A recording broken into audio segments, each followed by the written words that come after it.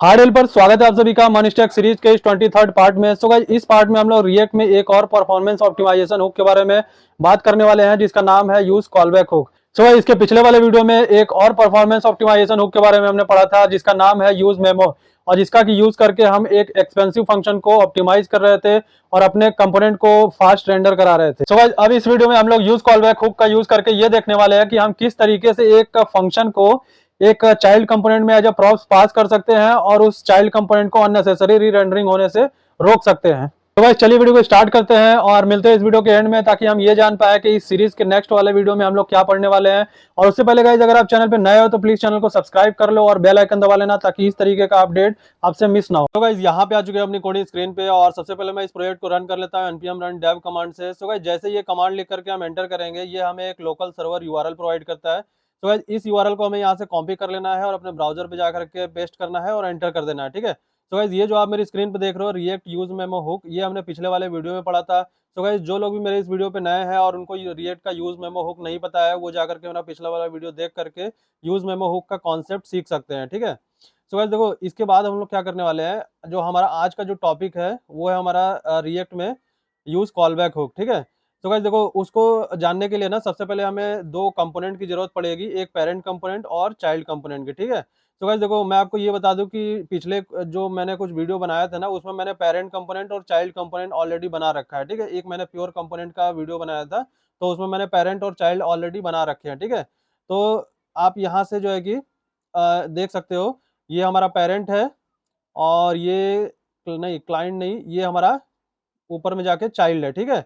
तो देखो गाइज ये कोड की टेंशन नहीं लेना, कोड मैं आपको जो है कि शेयर कर दूंगा, है ना, डिस्क्रिप्शन बॉक्स में एक लिंक डाल दूंगा, आप वहां से उस चीज को कॉपी कर सकते हो, ठीक।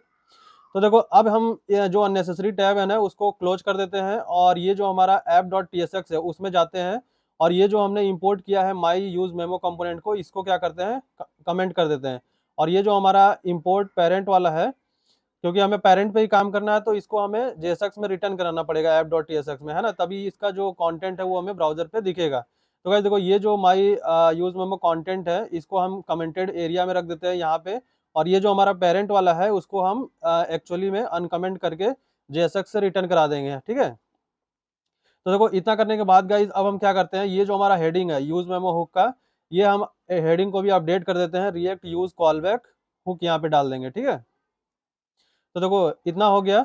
अब हम क्या करते हैं, चलते हैं ब्राउजर पे और देखो जो हमारा अपडेटेड कंटेंट है रिएक्ट यूज कॉलबैक हुक वो हमें दिख रहा है यहाँ पे, ठीक है। देखो यहाँ पे पेरेंट कंपोनेंट भी है और चाइल्ड कंपोनेंट भी है। तो गाइस देखो जो पेरेंट कंपोनेंट है ना उसके अंदर हमने चाइल्ड कंपोनेंट को जेएसएक्स में रिटर्न कराया हुआ है ना, तो इसीलिए आपको यहाँ पे चाइल्ड कंपोनेंट भी दिख रहा है, ठीक। अब देखो गाइस पहले मैं एक काम करता हूँ कि जो हमारा एग्जिस्टिंग कोड है ना पेरेंट और चाइल्ड डॉट टीएसएक्स का उसको मैं आपको समझा देता हूँ, ठीक है। तो पहले हम इंस्पेक्ट एलिमेंट ओपन करेंगे, कंसोल पे जाएंगे और इस पेज को क्या करेंगे वो एक बार रिफ्रेश करेंगे, ठीक है। अब आप ये देखो कि पेरेंट भी हमारा रेंडर हो रहा है और चाइल्ड भी रेंडर हो रहा है, ठीक है। तो इनिशियल फेज में तो दोनों ही होते हैं, है ना।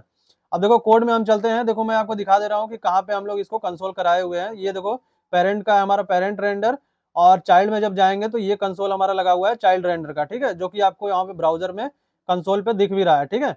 अब देखो यहाँ तक तो आपको बात क्लियर है। अब इसके आगे की जो फंक्शनलिटी है ना वो आपको समझने वाली है कि देखो जैसे हम क्लिक मी पे क्लिक कर रहे हैं ना काउंटर वाले पे, तो हमारा पेरेंट जो है कि वो रेंडर हो रहा है लेकिन चाइल्ड रेंडर नहीं हो रहा है इस टाइम पे, है ना। देखो एक बार और मैं आपको क्लिक करके दिखा दे रहा हूँ कि हमारा देखो पेरेंट रेंडर हो रहा है लेकिन यहाँ पे चाइल्ड रेंडर वाला कंसोल हमारा नहीं आ रहा है, ठीक है। तो और होना भी नहीं चाहिए, है ना, क्योंकि देखो जब भी हम क्लिक मी पे क्लिक कर रहे हैं काउंटर वाले पे तो ये तो हमारा पेरेंट का स्टेट और प्रॉप्स चेंज हो रहा है ना, तो उसमें चाइल्ड अननेसेसरी क्यों रेंडर हो। तो इस फंक्शनलिटी को तो हमने अचीव कर लिया था, अब कैसे किया है वो मैं आपको दिखाता हूँ, ठीक है। तो देखो हम कोड में चलते हैं और उससे पहले देखो गाइज मैं आपको एक चीज और दिखा रहा हूँ कि देखो ये जो हमारा पेरेंट डॉट टीएसएक्स का कोड है इसमें देखो हमने चाइल्ड को भी क्या किया है रिटर्न कराया है जेएसएक्स में, ठीक है। तो कायदे से तो यही होना चाहिए था कि जब भी पेरेंट का कोई प्रॉप्स और या स्टेट चेंज होगा तो चाइल्ड भी हमारा री रेंडर होना चाहिए था, लेकिन ऐसा नहीं हो रहा है ना। तो देखो उसको रोकने के लिए ना चाइल्ड डॉट टीएसएक्स में हमने क्या लगा रखा है, रिएक्ट डॉट मेमो का यूज कर रखा है, ठीक है। इसको लगाने से क्या होता है जो हमारा अननेसेसरी चाइल्ड का जो री रेंडरिंग है ना वो रुक जाता है, ठीक है। देखो रिएक्ट डॉट मेमो और उसमें हमने क्या पास कर रखा है, चाइल्ड को पास कर रखा है, ठीक है, जो कि हमारा परफेक्ट काम भी कर रहा है, ठीक। अब इतना करने के बाद गाइस देखो अब हम क्या करते हैं, जो ये हमारा नीचे वाला बटन है ना क्लिक मी वाला, इस पे जब हम लोग क्लिक करेंगे तो ये देखो हमारा आस्तोस है अभी, और ये हमारा क्या हो जाएगा बाद में क्लिक करने पे अमन हो जाएगा, ठीक है। तो ये फंक्शनलिटी भी हमारी अच्छे से काम कर रही है कि जब हमारा चाइल्ड का कोई प्रॉप्स और स्टेट चेंज हो तभी हमारा चाइल्ड जो है कि री रेंडर हो, वरना अननेसेसरी ना हो, है ना। तो सिंपल इतना बात आपको समझ में आ गया। अब देखो गाइस, यहाँ पे जो चाइल्ड कंपोनेंट है इसमें एक प्रॉप्स पास हो रहा है माई नेम नाम से, ठीक है, और इसकी जो वैल्यू है वो क्या है, स्ट्रिंग है, ठीक है। लेकिन तब क्या होगा गाइस, जब हम इसी चाइल्ड कंपोनेंट में एक ऐसा प्रॉप्स पास करें जिसका की वैल्यू एक फंक्शन हो, ठीक है। तो चलिए पहले इसको एक बना लेते हैं, फिर हम लोग देखते हैं कि जो हमारा चाइल्ड कंपोनेंट का अननेसेसरी री रेंडरिंग है वो फंक्शन पे भी काम करता है कि नहीं करता है, ठीक है। तो सिंपली देखो, ये जो ऑन क्लिक वाला फंक्शन है ना, इसको हम लोग एक आउटर फंक्शन बना लेंगे। ऑन क्लिक पे एक फंक्शन कॉल होगा const change name is equal to, उसके बाद एक एरो फंक्शन बनाएंगे और उसके उसके अंदर ये जो सेट नेम हम लोग यहाँ पे कर रहे थे उसको हम लोग इस फंक्शन के अंदर डाल देंगे, ठीक है। तो देखो इतना करने के बाद क्या होगा कि ये जो हमारा बटन है इसको यहाँ से कट कर लेते हैं, और इसको हम क्या करेंगे, चाइल्ड कंपोनेंट में जा करके यहाँ जो हमारा एक बटन पेस्ट कर देंगे, है ना, इसके जेएसएक्स में। और यहाँ पे पेरेंट में हम लोग जाएंगे और फिर उसके बाद क्या करेंगे, ये जो चेंज नेम है इसको हम लोग क्या करेंगे, एज अ प्रॉप्स पास करेंगे, ठीक है।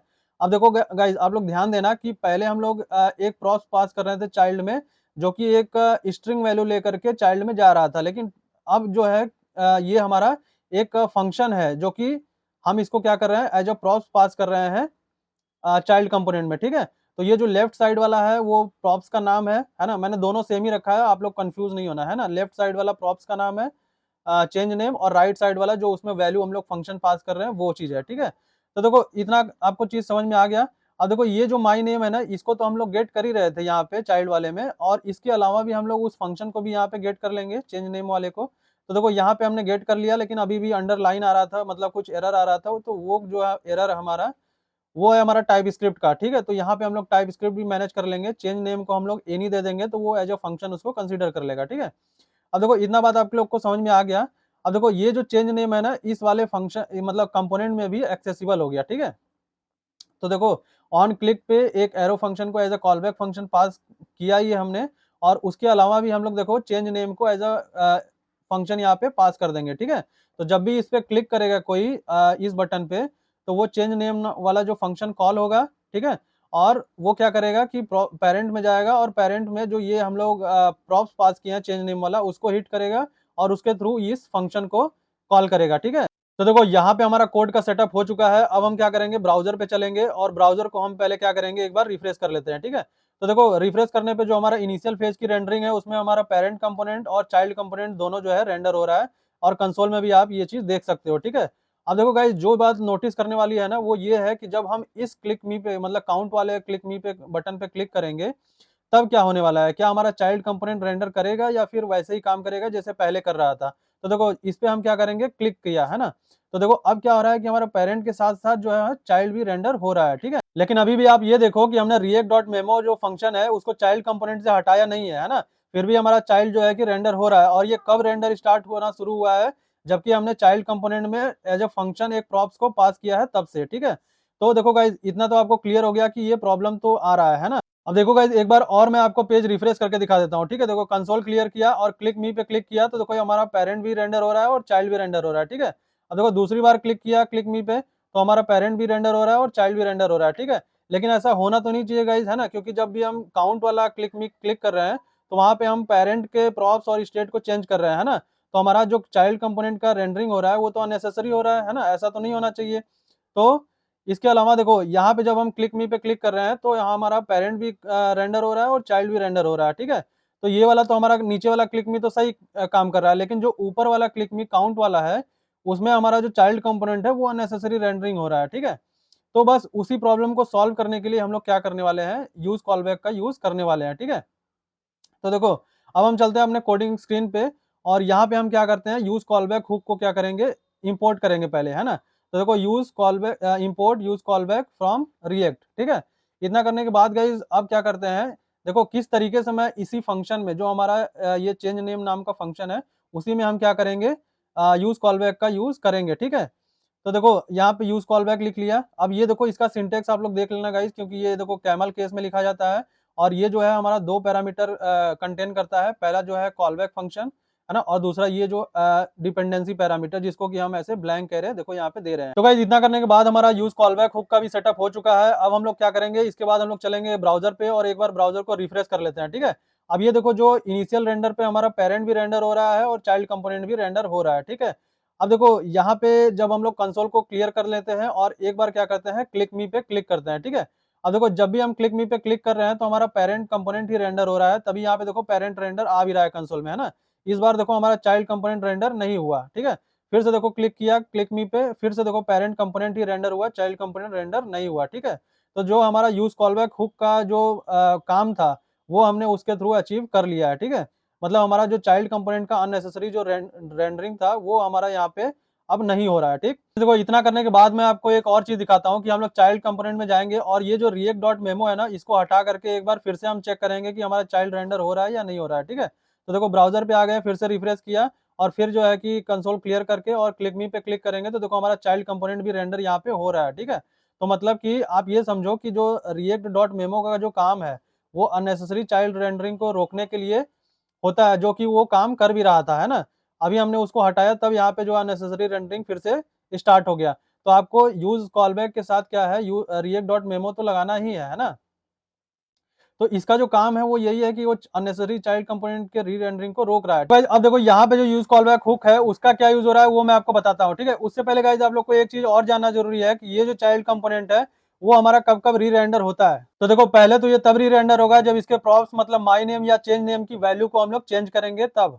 और दूसरा तब करेगा जब इस पेरेंट कंपोनेंट का कोई स्टेट चेंज हो। और तीसरा तब करता है जब इस चाइल्ड कंपोनेंट का जो वैल्यू हम लोग प्रॉप्स में पास कर रखे हैं उसका अगर रेफरेंस चेंज होता है तब तीसरी बार वो रेंडर करता है। तो देखो इतना बात तो आपको क्लियर हो गया। अब ये जो यूज कॉलबैक हुक है उसको यूज करने से पहले क्या होता था गाइस कि ये जो पेरेंट डॉट टीएसएस कंपोनेंट है जब भी वो हमारा फर्स्ट टाइम ब्राउजर पे रेंडर होता था तो ये जो हमारा चेंज नेम नाम का जो हमने फंक्शन बनाया है वो क्या करता था, हमारा मेमोरी में एक स्पेस क्रिएट करता था। तो जैसे मान के चलो कि पहले उसने मेमोरी एड्रेस क्रिएट किया एबीसी नाम से, ठीक है।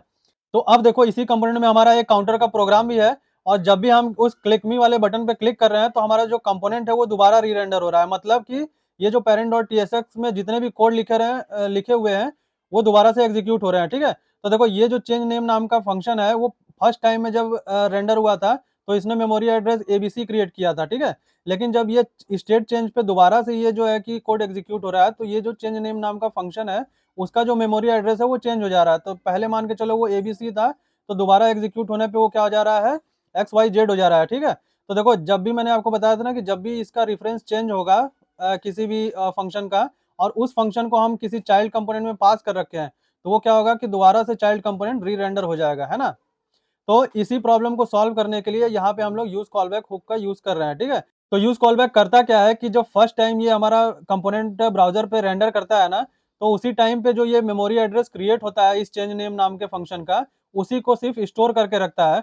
और जब भी इस कंपोनेंट का कोई भी स्टेट चेंज होता है तो वो क्या करता है कि उसको चेंज नहीं होने देता है, ठीक है, उस एड्रेस को। और बार बार उस एड्रेस को ही क्या करता है, फंक्शन के साथ रिटर्न करता है।